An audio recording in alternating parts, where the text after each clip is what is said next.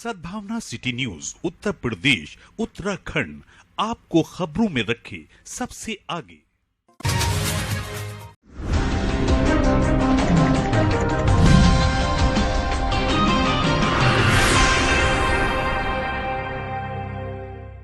तुम जमाने से नहीं अल्लाह से डरना, सारे आलम में उसी की बस खुदाई है। वाह, सारे आलम में उसी की बस खुदाई है। तेरी मंजिल सितारों से भी आगे है। तेरी मंजिल सितारों से भी आगे, तेरी मंजिल सितारों से भी आगे है, जहां पर ना तखय्युल की रसाई है। जहां पर तेरी परवाज है शाही से भी अफजल।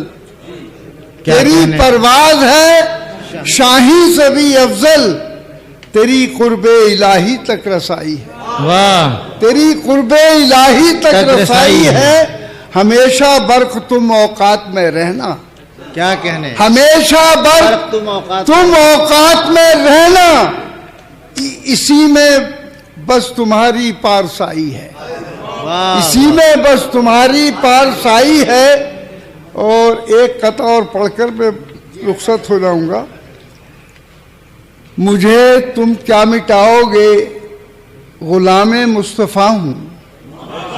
मुझे तुम क्या मिटाओगे, गुलामे मुस्तफा।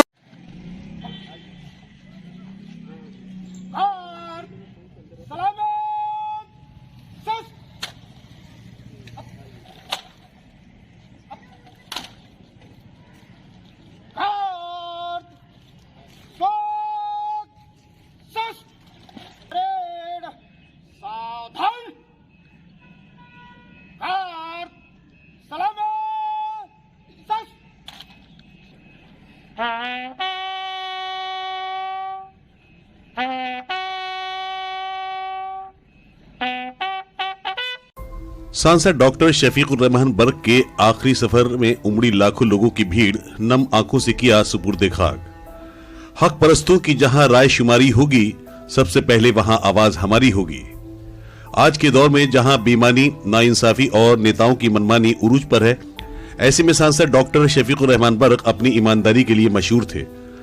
एक सादगी पसंद इंसान, एक शोहरत याफ्ता शायर, मुशायरे की जदीद तालीम और बुराइयों की इस्लाह के लिए हर वक्त कोशिश रहने वाले, पब्लिक की सियासी नब्ज पहचान कर हालात के तहत अपनी पकड़ बनाने वाले, आदिल व मुंसिफ मिजाज इंसान, मुजाहिद मिल्लत डॉक्टर शफीकुर रहमान बर्क की पैदाइश 11 जुलाई 1930 को संभल के एक मामूली तुर्क घराने में हुई थी और उनकी वफात 1 महीने की लंबी बीमारी के बाद 27 फरवरी मुर्दाबाद के एक अस्पताल में हुई। आज 28 फरवरी 2024 को रस्म तदफीन के तहत तकरीबन 11 बजे दिन लाखों लोगों के हुजूम ने उनके आबाई कब्रिस्तान में सुपुर्द खाक कर दिया। सांसद डॉक्टर शफीकुर रहमान बर्क के जनाजे को पहले पुलिस प्रशासन ने सलामी दी, उसके बाद उनका आखिरी सफर शुरू हुआ। डॉक्टर शफीकुर रहमान बर्क के आखिरी सफर में जहां लाखों की तादाद में उनके चाहने वाले नम आंखों को लिए मौजूद रहे, वहीं सभी सियासी पार्टियों के सीनियर नेता भी उन्हें अपनी अकीदत पेश करने के लिए उनके अंतिम सफर में पहुंचे। नम आंखों से किया सुपुर्द खाक।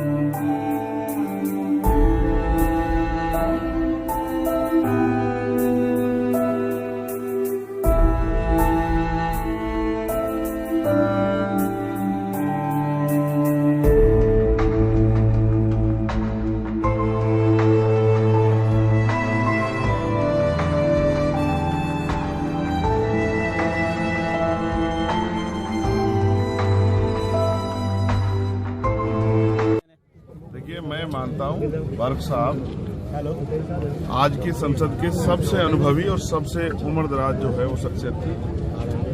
उन्होंने उनका पूरा राजनीतिक जीवन जब हम देखेंगे तो उन्होंने मजलूमों की मजबूत आवाज़ बनने का हमेशा जो है काम किया, उनकी आवाज़ उठाने का काम किया। आज ये बहुत बड़ी क्षति है संभल को ही नहीं, पूरे पश्चिम उत्तर प्रदेश को नहीं, पूरे देश को एक मजबूत आवाज़ हमारे बीच से गई है।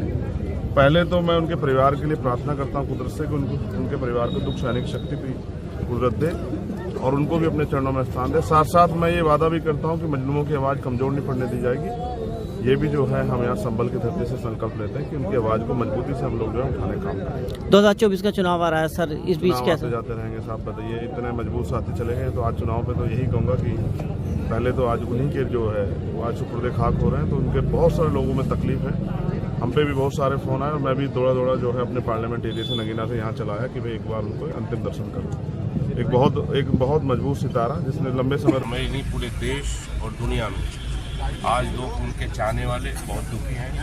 मैं देख रहा था जब यहाँ आया था सब दुकानें बंद हैं, लोगों ने अपना एक महबूब नेता आज खोया है और हम लोगों के लिए ये बहुत दुख भरा दिन है। हम उनको खिराज अकीदत पेश करते हैं और अल्लाह ताला से दुआ करते हैं कि अल्लाह उनकी मग़फ़िरत फरमाए और जन्नतुल फिरदौस में आला मकाम दे। हमने बहुत कुछ उनसे सीखा है, उनके साथ रहने का मौका मिला है और आज सभी पूरा संभल ही नहीं, उनके तमाम देश और दुनिया में चाहने वाले हैं। आज वो सब दुखी हैं, हम लोग भी बहुत दुखी हैं। ये बहुत ही दुखद खबर है हम सब के चाहने वाले। यही रहता है। ये अल्फाज नहीं है डॉक्टर साहब की शान में कहने के लिए। डॉक्टर साहब एक ऐसे नेता हैं जिन्होंने गरीबों की, मजदूरों की आवाज़ हमेशा बेबाकी से उठाई। एक साफ छवि के नेता का जाना हम सब के दिलों को तोड़कर चला गया। उनकी कमी कोई पूरी तो नहीं कर सकता, लेकिन हाँ ये ज़रूर कहेंगे आज हमारी पूरी पार्टी, समाजवादी पार्टी, हमारे राष्ट्रीय अध्यक्ष अखिलेश यादव साहब, हमारे वो सारे लोग जो डॉक्टर साहब से जुड़े हुए रहे हैं, माननीय सांसद जी से, उनका जाना हम सब के लिए बहुत दर्दमंदाना है। हम यही अल्लाह ताला से दुआ करते हैं कि अल्लाह ताला उनको जन्नतुल फिरदौस में आला मकाम अता फरमाए। और जो हम लोग आज संभल के अलावा भी पूरे हिंदुस्तान के लोग आज उनके लिए गमगीन हैं, तो हम लोग उनकी यादों को अपने दिलों में लगा कर रखेंगे। जो उनके अधूरे काम हैं, उनके बेटे जो पोते साहब हैं हमारे साथ विधायक हैं, ज़ियाउर रहमान वर्क साहब, आज राष्ट्रीय अध्यक्ष अखिलेश यादव साहब ने जब वोट डालने के लिए गए थे ज़ियाउर रहमान साहब, तो उसी वक्त अपने चार्टर्ड प्लेन से हम लोगों को यहाँ भेजा। और राष्ट्रीय अध्यक्ष अखिलेश यादव जी की भी संवेदना है, क्योंकि अभी कुछ दिन पहले 2 दिन पहले 3 दिन पहले राष्ट्रीय अध्यक्ष जी आए थे। तो हम सब लोग बस इसी दुआ के साथ सब लोग सब्र से काम लें और अल्लाह ताला हम सबको सब्र अता फरमाए। रहमान बख्श साहब का इस दुनिया को अलविदा कहना सियासी हलके में बहुत बड़ा वैक्यूम था। उनकी जगह पूरी करना, उसको भरना बहुत ही मुश्किल काम है। हम जैसे नौजवानों को वर्क साहब से बहुत कुछ सीखने को मिला। मेरे तो वो पार्लियामेंट में कुलीग भी थे और मेरे साथ उनका रिश्ता जो है वो मैं आपको बयान नहीं कर सकता। लेकिन अब वर्क साहब की इस दुनिया में न रहने के बाद हम जैसे नौजवानों की, उनके ग्रैंडसन ज़ियाउर रहमान की और इस वेस्टर्न यूपी के अंदर, उत्तर प्रदेश के अंदर जो भी जनप्रतिनिधि हैं, उनकी जिम्मेदारी और बढ़ जाती है। क्योंकि आज ऐसे दौर में जब लोकतंत्र खतरे में हो, जब इंसाफ की बात कोई ना करता हो, करने से परहेज करता हो, तब और ज्यादा जिम्मेदारी बढ़ जाती है। मैं तो यही कहूंगा कि वर्क साहब के उसूलों पर, उनकी हिम्मत को हम दाद देते हैं और उनकी सियासत के अंदर ईमानदार लोग आज के दौर में बहुत कम है। वर्क साहब उसकी मिसाल थे कि ईमानदार रहते हुए भी, आवाम की खिदमत करते हुए भी आप लगातार असेंबली और पार्लियामेंट में जनता का प्रतिनिधित्व कर सकते हैं। तो वो एक मिसाल है। उनको हम लोगों की तरफ से, खासतौर से जो सियासी लोग हैं, लंबे समय उन्होंने राजनीतिक रूप से क्षेत्र की सेवाएं की और मुझे लगता है कि ये पहले माननीय सांसद हैं, जो मुझे जानकारी अभी पता चली है कि 94 वर्ष इनकी आयु है।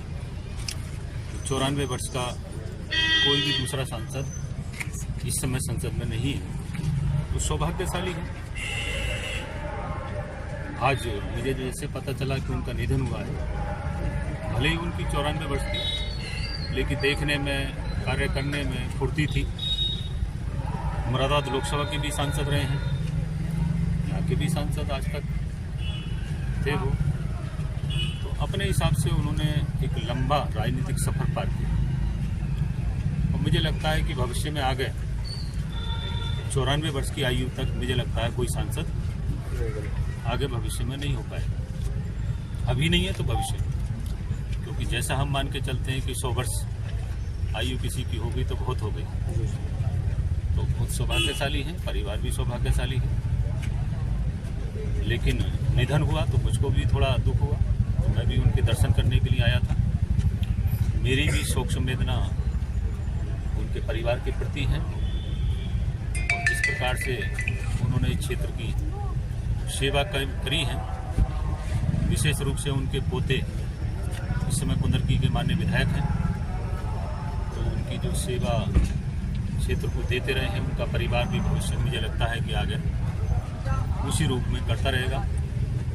तो मेरी उनके परिवार के प्रति शोक संवेदना है और प्रभु से प्रार्थना करता हूँ कि बर्क साहब को अपने चरणों में स्थान देकर सदगति प्रदान करें। बर्क साहब का निधन जहाँ हम समाजवादी पार्टी के लोगों के लिए, संभल वासियों के लिए एक असहनीय अपूर्णीय क्षति है, वही मैं समझता हूँ पूरे हिंदुस्तान में बर्क साहब जैसी शख्सियत शायद कोई दूसरी रही है, जो अपनी उम्र के 94 साल के पड़ाव पर भी एक नौजवान की तरह, जिसके दिल में उत्साह हो, उमंग हो, लोगों के लिए जज्बात हो, बेबाकी हो, ईमानदारी हो, वफादारी हो, ये हमारे जैसे लाखों करोड़ों नौजवानों के लिए प्रेरणा के केंद्र है। और मैं सोचता हूँ बर्क साहब नेताजी के साथ जिन्होंने अपनी राजनीति की शुरुआत की और जीवन के आखिरी सांस तक समाजवादी पार्टी के एक सच्चे सिपाही के तौर पर वो रहे। हम सब समाजवादी लोग आज बहुत दुखी हैं और ये एक अपूर्णीय क्षति है। सर, जिस तरह से एक मुस्लिम चेहरा था आपके सामने, आने वाला चुनाव है 2024 का, किस तरह से तलाश करेंगे? और देखिए, ये सवाल नहीं है, आज केवल बर्क साहब को श्रद्धांजलि देने आया हूँ। जिया भाई और उनके सभी परिवारीजनों को एक दुख की इस घड़ी में संबल देने आया हूँ और ये एहसास कराने आया हूँ कि बहुत कठिन घड़ी है। इस घड़ी में हम समाजवादी लोग उनके साथ हैं, मामूली बात नहीं है। कल आदरणीय बर्क साहब की डेथ हुई और जिया भाई वहां पार्टी के लिए वोट कर रहे थे, ये सच्चा समाजवादी ही कर सकता है। Thank you.